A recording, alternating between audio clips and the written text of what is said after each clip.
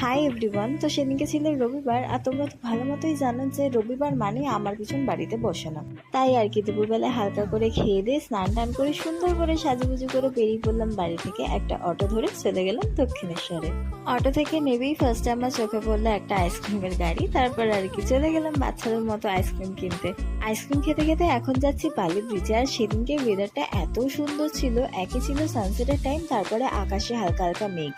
এই সুন্দর ওয়েদার দেখে আমি আমার ফটোগ্রাফারকে বলি, ভাই দুটো সুন্দর সুন্দর ছবি তুলে দে প্লিজ। কিন্তু সে হাই তুলতে ব্যস্ত। অনেক কষ্ট সৃষ্টে তাকে কনভিন্স করে রাজি করানোর পর কটা ছবি তুলি। তারপর ব্রিজ থেকে নেমে এসে সোজা চলে যায় একটা রেস্টুরেন্টে, এই ঠান্ডা ঠান্ডা ওয়েদারে গরম গরম চাউমিন খেতে।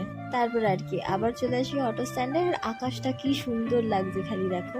তো এবার ফটোগ্রাফারকে টাটা বাই বাই করে যেতে হবে বাড়ি। আজকের মতো এটুকুই। তোমরা তোমাদের সানডেটা কেমন ভাবে কাটালে আমাকে কমেন্টসে অবশ্যই জানাবে। টাটা।